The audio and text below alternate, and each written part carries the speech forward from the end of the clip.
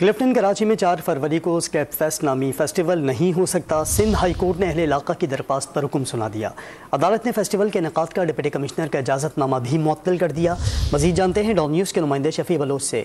शफी, बताएगा इस फेस्टिवल पर क्यों पाबंदी लगाई गई?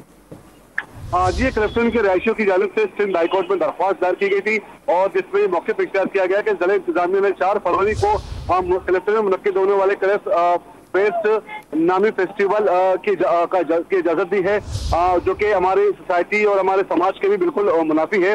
लिहाजा फेस्टिवल से की इजाजतनामा मुअत्तल किया जाए।